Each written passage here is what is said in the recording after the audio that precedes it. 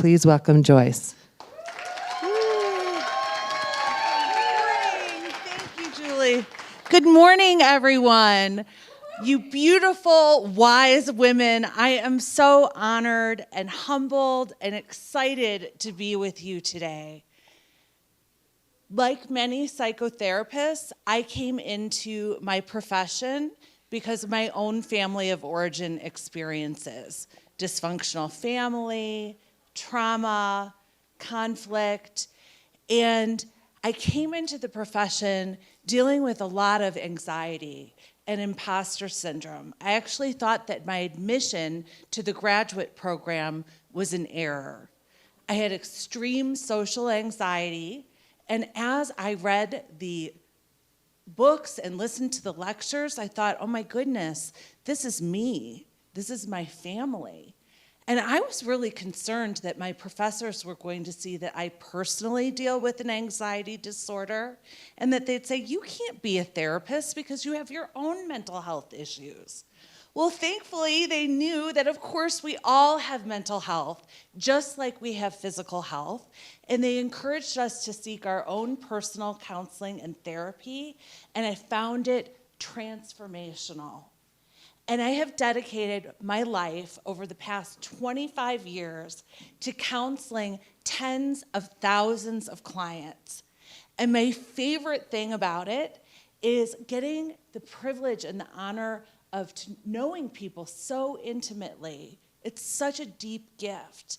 And my favorite part is to mirror back to them everything that is unique and beautiful and special about them, and helping them silence that inner saboteur and align with their unique gifts and align those gifts with the need in the world to the greatest extent possible. And so my hope and intention today is to inspire you and empower you to step into your own personal power in a heart-centered way so that you can live, lead, and succeed with power and heart. How does that sound? Yay! And I want us to honor that we have been living through what I call the Great Exhaustion. So over the past several years, we've been dealing with chronic uncertainty and change and overwhelm.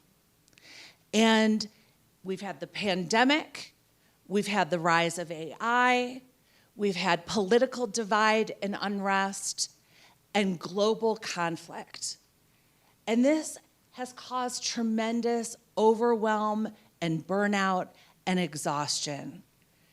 And I am here today. My intention today is to invite you to use the state of depletion and exhaustion as an invitation to change, an invitation to stop the busyness and to step into your power, to say no, to do the work that is aligned with your soul, your unique essence.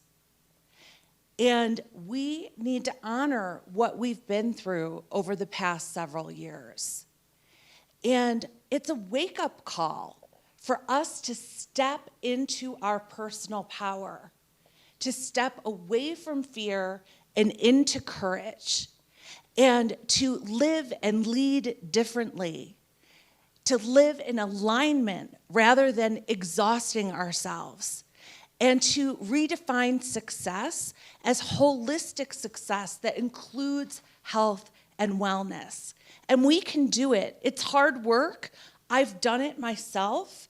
I've supported thousands of women in doing this work.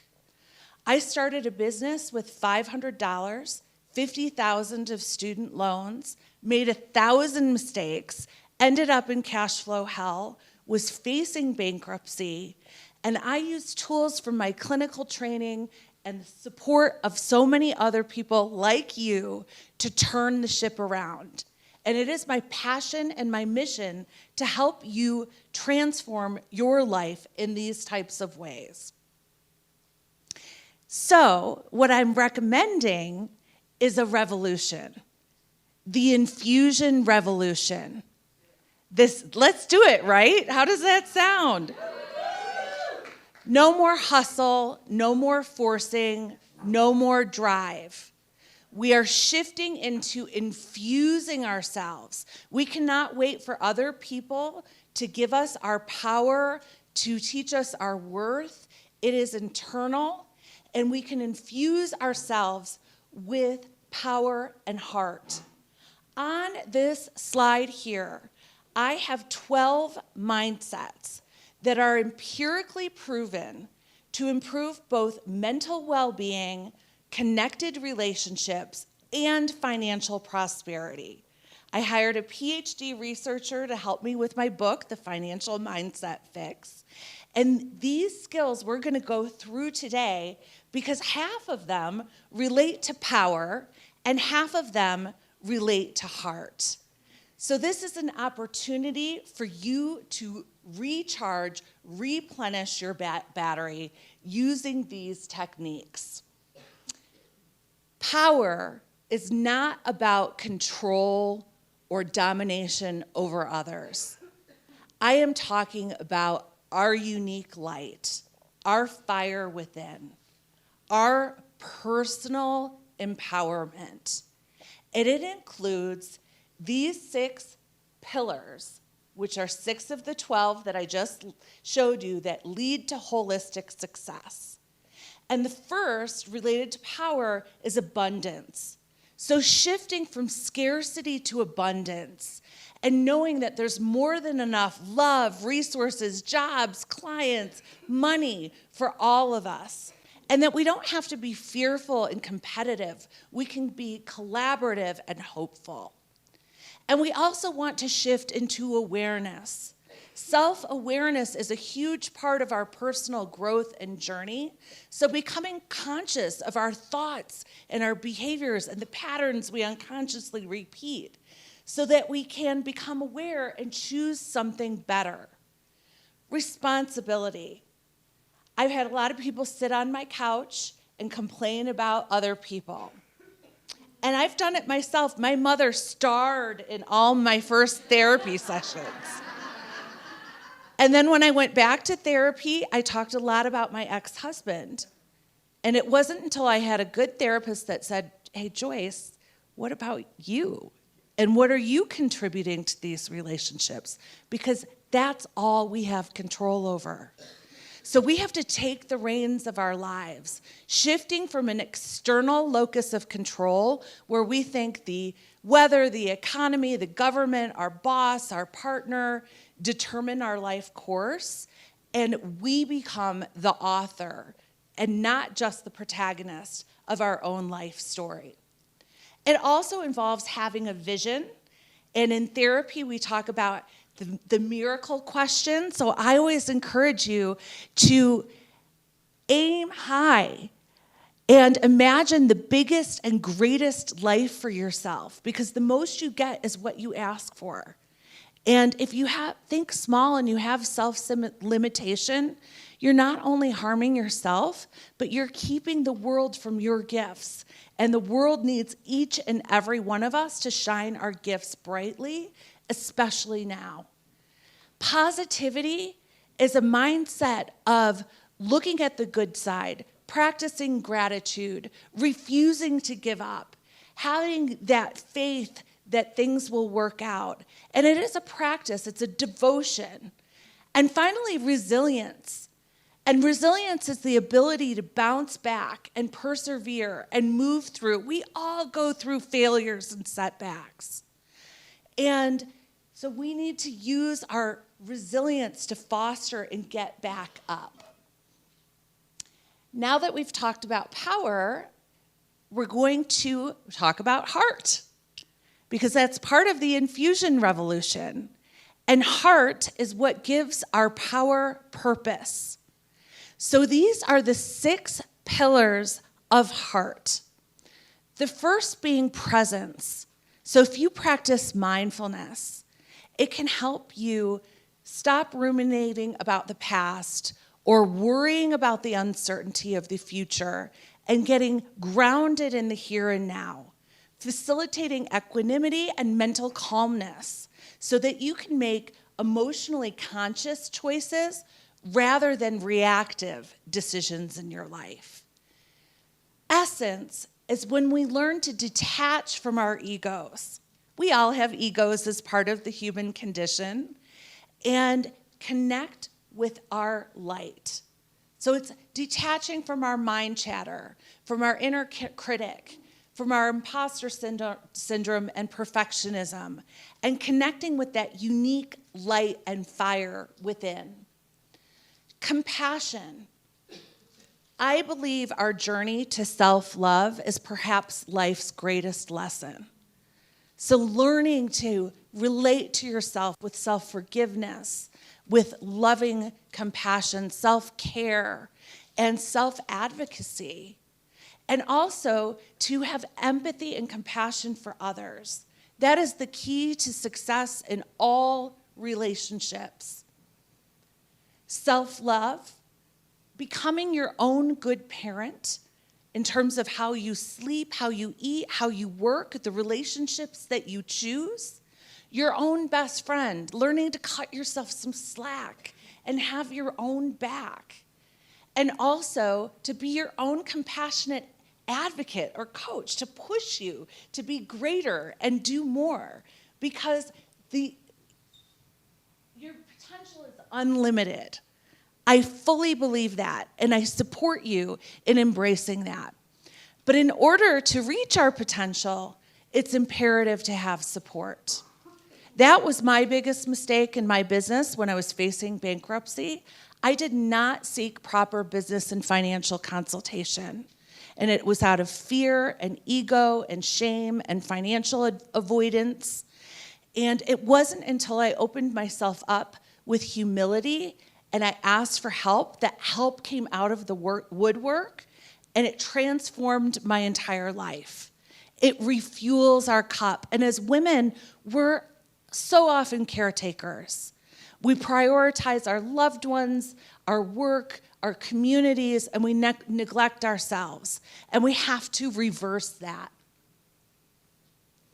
So, I have a call to action for you about power, about stepping into your own power.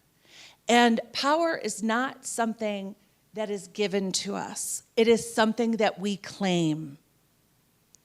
So I want you to shift from blame to responsibility, from helplessness. Sorry, I'm having challenges with my clicker. I'm not sure where to point it. From blame to empowerment.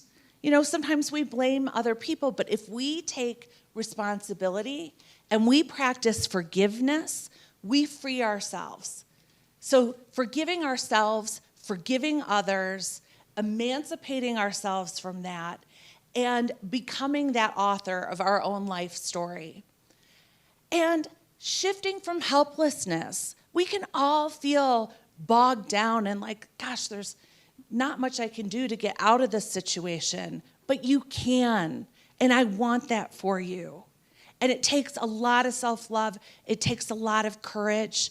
I've helped so many clients come into their power, and it requires honoring your previous traumas and grieving those losses and honoring how they've shaped and molded you and shifting into caring enough about yourself to welcome the life that you deserve, to change your story and change your legacy. And it's not easy work, but if you're committed to it, you can transform your life professionally, financially, relationally. I was in a marriage before that was really hard. And I was exhausted and depleted, and it took a lot of courage because I have children that I love to leave that marriage and welcome the life that I deserve with a partner that is mutually supportive and loving and present. So evaluating your life, what do you need to do? And I want you to think to yourself, what do you need to do? One thing to claim your power today. So now we are talking about heart. And heart is what gives power purpose. And so I want you to recognize you deserve to be seen, you deserve to be supported, and you deserve to be celebrated. And this really does start with you choosing how you're going to be more kind to yourself. How you eat, how you exercise, how you sleep, the relationships and the work that you choose, how you save and invest your money, all of that. It is a choice. You deserve it. You are innately deserving of all that is good. And I also want you to think about, how can you be more loving? I know we're exhausted, but how can you dig deep and be more loving and embrace that? So as we wrap up, I would like you to put down your phones, put your feet on the floor, take a deep breath, gently close your eyes or have a soft gaze downward. And I'd like you to turn your attention inward, taking a nice deep breath in, down to your belly, and out through your nose, slowly calming and relaxing your breath. And I'd like you to take your right hand and place it over your heart. And I'd like you to thank yourself for taking care of yourself through the past several years, which have been very challenging, and honoring what you have been through personally, professionally, and financially. And wrap yourself with a tremendous amount of self-love and compassion. I want you to take your other hand and place it on your belly. And I want you to imagine that behind your hand is your flame, your unique light. For many of us, that light is a bit dim right now, and that's okay. But I want you to breathe in deeply what it is that you need, whether it's hope or faith or strength or support or love or prosperity, and breathe out all that is no longer serving you. All the yuck, all the fear, all the anxiety, all of what you may be holding for others. And taking one more deep cleansing breath, I would like you to slide your hands to your opposite shoulders, giving yourself a hug, and squeezing yourself, and thanking yourself, and knowing that your journey begins with you really loving yourself.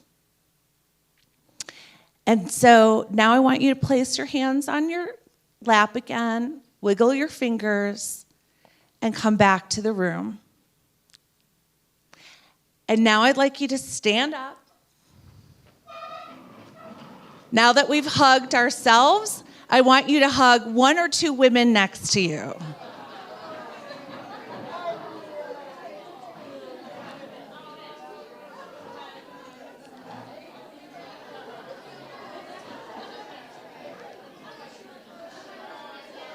All right, huggers, it's time to come back here. So we're going to live, lead, and succeed and rise together.